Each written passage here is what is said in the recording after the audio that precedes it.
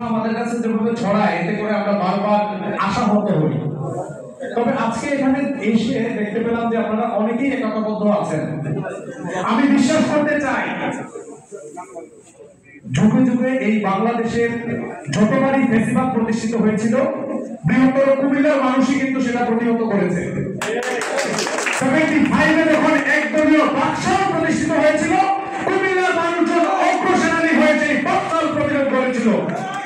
ঠিক একইভাবে 2024-এ এসে আপনারা দেখবেন স্বৈরাচার হাসিনা যখন গণতন্ত্রের নামে একদলীয় শাসন প্রতিষ্ঠা করে ফ্যাসিবাদী সরকার প্রতিষ্ঠা করেছিল, সম্মুখ সারিতে যারা নেতৃত্ব দিয়েছে তারা প্রত্যেকেই কুমিল্লা। সেই কুমিল্লা যদি ঐক্যবদ্ধ থাকে আমি বিশ্বাস করতে চাই এই বাংলাদেশে এই ভূখণ্ডে কখনোই কোনো ফ্যাসিবাদ মাথা চাড়া দিয়ে উঠতে পারবে না। আমি আপনাদের আশ্বস্ত করতে চাই ঢাকা বিশ্ববিদ্যালয়ের শিক্ষার্থীরা সর্বদাই গণতন্ত্রহীনতা ফ্যাসিবাদ ব্যবস্থার বিরুদ্ধে দীর্ঘদিন যাবৎ লড়াই সংগ্রাম করে আসছে।